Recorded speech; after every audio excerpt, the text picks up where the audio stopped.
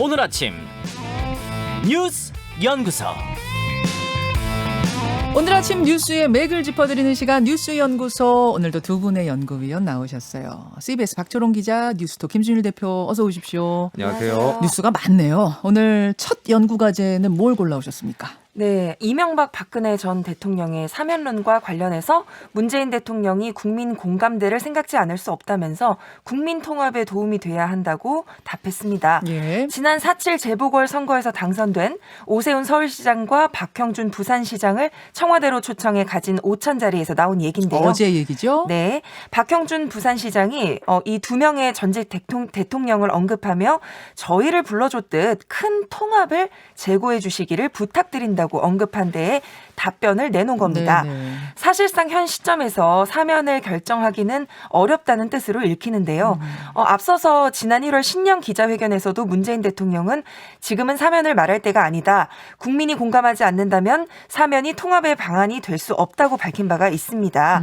한편 야당 일각에서도 사면론에 대해서 비판적인 목소리가 나오고 있는 상황입니다. 네네. 그래요. 김준일 대표. 예.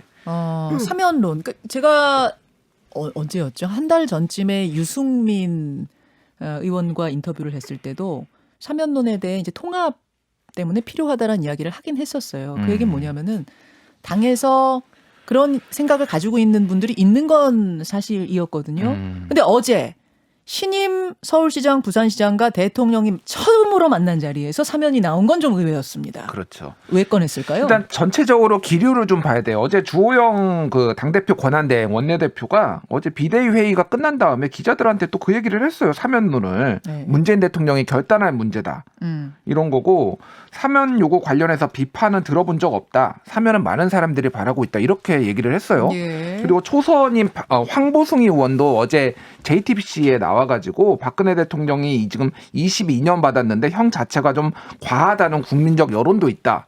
그래서 대통령이 통합과 협치 차원에서 사면을 좀 고민해봐야 된다. 이런 얘기도 했고. 황보승 의원이라면 초선이지만 최고위원에 도전하겠다 할 것이 유력해 보이는 사람 아니에요? 그렇죠. 그렇죠? 예. 그리고 무소속이지만 지난 17일에 홍준표 의원도 문재인 대통령한테 감정적으로 목리 부리지 말고 전직 대통령 사면하시라 이런 얘기도 하고요. 그래서 지금 보수 진영에서 전체적으로 지금 사면 얘기가 다 나오고 있다. 예. 그러니까 이거는 이제 두 가지로 봐야 될 것 같아요. 하나는 지금 선거가 있습니다. 선거.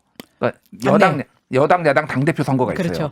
그러면은 지지층의 목소리에 좀 더 호소를 해야 되고 귀를 기울여야 되는데 여전히 강성 지지층이 있기 때문에 주호영 원내대표도 지금 당대표 나갈 게 유력하잖아요. 그렇죠. 거기에 이제 호소를 하겠다. 라는 게 하나고 또 하나는 여당이든 야당이든 강성 지지층 목소리에 귀를 기울이는 그런 지금 타이밍이다 그 말씀이에요. 그렇죠. 그리고 또 하나는 이제 어찌됐든 이번에 압승을 거뒀기 때문에 예. 전국 주도권을 좀 가져오겠다. 이제 여당이나 정부에서 좀 더 협치의 모습을 보여주려고 하니까 이 기회에 좀 더 우리가 가져오겠다라는 건데 이게 국민적으로 어떻게 받아들여질지는 좀 봐야 될 것 같아요. 그래요.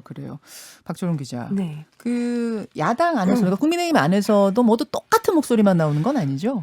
네, 이제 방금 말씀하셨듯이 지지층 결집 강화를 위해서 이제 사면 요구에 대한 목소리가 나오고 있는데 하지만 이게 지금 재보선에서 압승하자마자 네. 다시 사면 얘기를 하면서 이렇게 사면 얘기를 꺼내 드는 것이 결국 국민들이 봤을 때는 역시 또 강경 보수로 돌아서는구나 이렇게 비춰질 수가 있기 때문에 도로새누리당 같은 느낌? 네, 이 부분을 굉장히 경계하는 거고요. 어제 특히 이제 서병수 의원 같은 경우에는 그 이틀 전에 국회 대정부 질문에서 이 탄핵 문제를 언급을 하면서 탄핵 자체가 약간 잘못됐다는 뉘앙스로 또 얘기를 했어요. 그러니까 사면론은 죄를 지은 건 맞다. 하지만 사면해주자라는 거라면 그렇죠. 서병수 의원이 어제 얘기한 탄핵 불복론은 아예 탄핵 자체가 잘못됐다. 탄핵 될 만큼 위법한 일을 저질렀느냐. 좀 다른 차원이죠. 네, 뭐 연로했고 뭐 이제 좀 과한 형벌이니 좀 풀어달라는 것과 탄핵 자체가 부당했다는 거는 사실 완전 다른 얘기예요. 완전 다른 얘기니까요. 얘기예요. 그래서 이제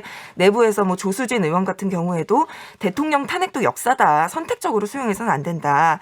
그리고 김재섭 의원 같은 경우에도 이러니까 우리 당을 두고 학습 능력이 떨어지는 거 아니냐는 얘기까지 나오지 않느냐고 하면서 좀 비판을 하고 있는 것이죠. 그래요. 잠시 후에 어제 공개적으로 가장 쓴소리를 낸 사람이 청년 비대위원이에요. 김재섭 청년 비대위원. 예, 김재섭 비대위원 이 자리에 초대해서 얘기를 좀 자세하게 들어보겠습니다. 두 번째 주제로 가죠.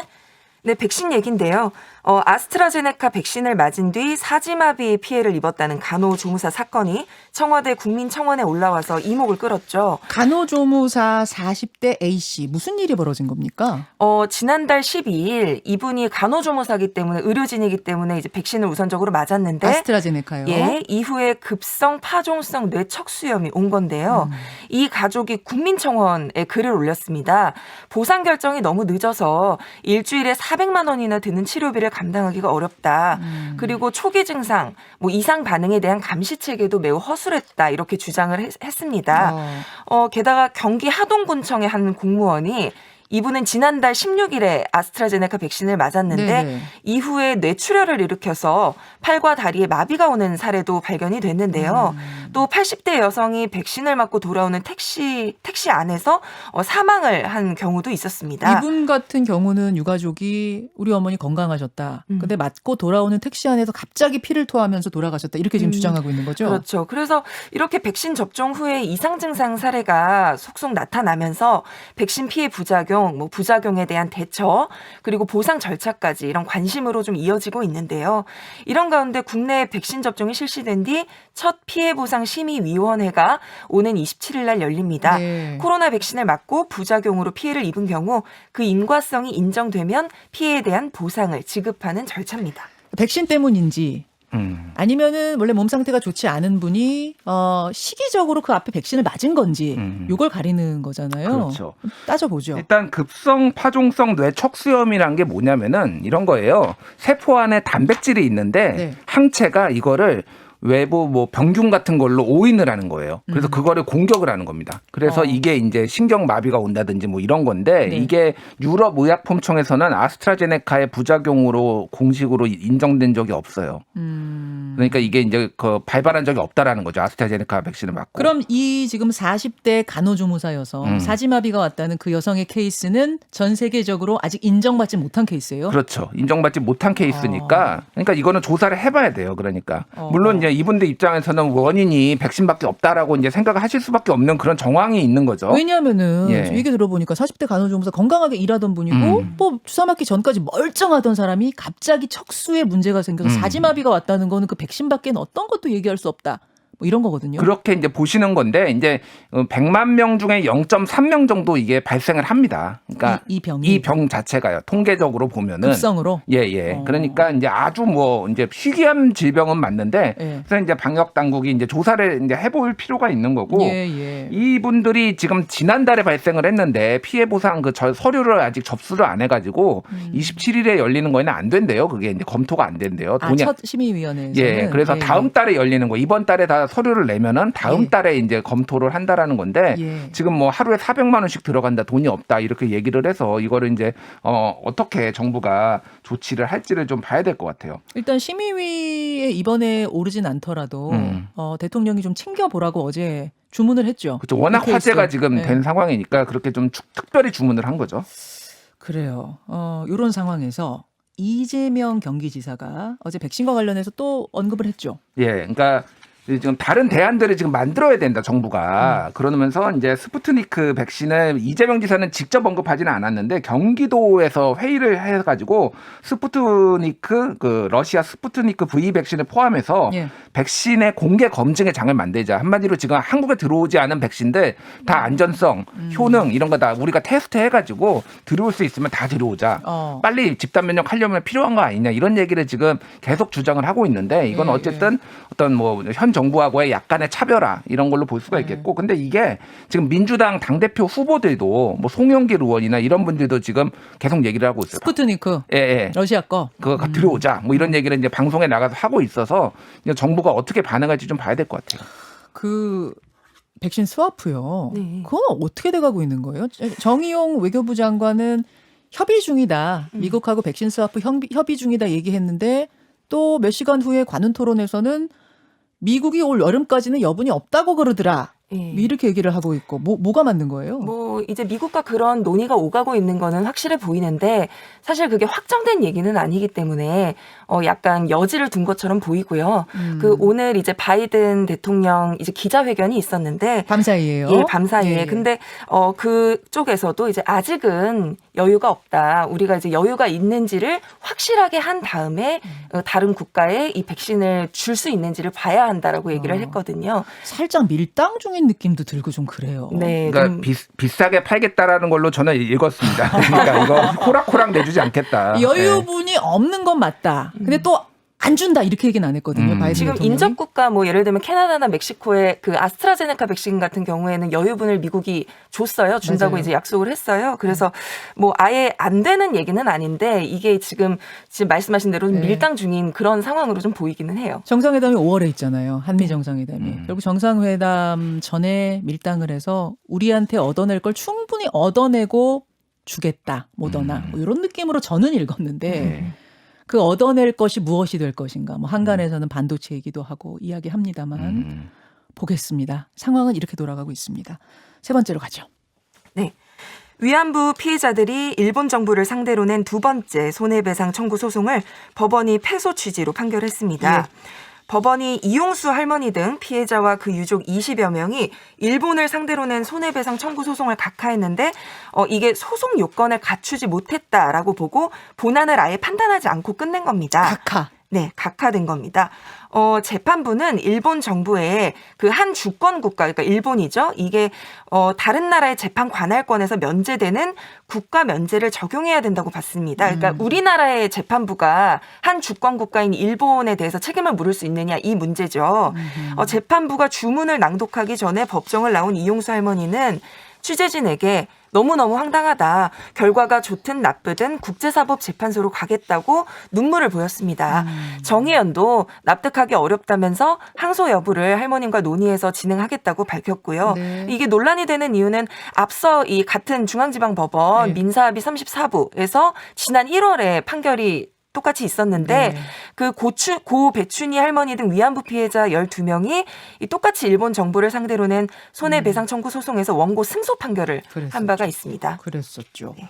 지금 조금 어려운 말이 나왔어요. 국가 면제 예. 혹은 주권 면제 이렇게 부르는 건데 쉽게 말하면 무슨 말이에요? 그러니까 남의 나라를 함부로 기소하지 마라 뭐 이런 거예요. 그러니까 다 주권 국가니까. 한 네. 주권 국가가 예. 다른 주권 국가를 자기네 법정의 피고로 세울 수 없다. 그렇죠. 이런 국제관습법인 거죠. 관습법인데 이게 그건 이제 깨진 적도 있어요. 2004년에 이탈리아 대법원이 독일 정부를 상대로 해서 2차 대전 강제노역 피해자 손을 들어준 적이 있어요. 예. 근데 이제 더 이게 이제 좀 나중에 논란이 된 것은 2012년에 이게 그래서 국제사법재판소로 갑니다. 근데 국제사법재판소에서는 이탈리아 대법원하고 달리 독일 손을 들어줬어요. 그러니까 국가 면제를 사법재판소에서 들어준 거예요. 그러니까 판례가 남아 있어요. 국가 면제가. 그러면 지금 이용수 할머니가 네. 만약에 국제사법재판소로 간다. 예. 그러면 오히려 그러니까 일본 손을 들어줄 가능성이 더 있는 거예요. 그런 판례가 있기 때문에. 그리고 한국은 한 번도 국제사법재판소에 뭔가 소송을 제기해 본 적이 없거든요. 그렇죠. 그리고 이거는 일본이 또 우리도 같이 하겠다라고 응해줘야지만 이게 재판이 진행이 돼요. 예. 그러니까 일본이 응할 가능성도 높지 않고 만약에 응한다 하더라도 승소 가능성이 사실은 높지 않다. 전문가들 그렇게 보고 있는 거죠. 할머니는 국제재판소로 가겠다고 어제 말씀을 하시던데 지금 김준일 기자 말로는 그게 이제 국제재판소 가서 뒤집어질 가능성 거의 없다는 말씀으로 좀 들리고 그 쉽지 전에 않다는. 판례가 그렇다라는 거죠. 예. 근데 이제 우리가 궁금한 건 같은 재판부에서 어떻게 이게 지금 이렇게 다른 판결이 몇 달 만에 나올 수 있는가 이거거든요. 어떻게 보세요? 일단 뭐 알 수는 없어요. 알 수는 없는데 좀 뭐 일본의 화해 제스처를 하는 것이 뭐 행정부의 분위기가 사법부에 영향을 준 건 아니냐 뭐 이런 얘기도 사실 나오고 있는데 독립된 기관이기 때문에 그렇게 보는 건 좀 억측이다라는 거고 어찌됐든 둘 다 판례가 있으니까 완전히 끝난 건 아닌가 뭐 무리한 건 아니다 이렇게 볼 수 있는 거죠. 그러면 지난번에 이제 할머니들이 승소했던 그때는 그때도 역시 주권 면제, 국가 면제라는 거는 국제관습법으로 있는 거지만 이 할머니들 케이스는 반인권적인 범죄이기 범죄다. 때문에 예외로 해준다. 그때 그 재판부는 그랬던 거고 네. 이번에는 이게 예외에 적용되긴 어렵다. 국제관습법을 따르자 이렇게 된 거예요. 네, 그러나 이제 뭐 이번에도 재판부가 이제 말미에 그 피해자에 대한 어떤 피해자 중심주의적인 네. 관점에서 피해자에 대한 보상 이런 부분은 더 이제 발전해야 된다라는 부분은 덧붙였습니다. 그래요. 네. 자, 여러분은 어떻게 또 이번 생각하십니까? 뭐 작은 사건은 아니네요. 여기까지 두 분 수고하셨습니다. 감사합니다. 김현정의 뉴스쇼는 청취자 여러분의 참여로 이루어집니다. 트위터, 페이스북, 레인보우 게시판, 그리고 단문 50원, 장문 100원의 유료 문자 샵 1212, 우물정 1212 통해 참여하실 수 있습니다.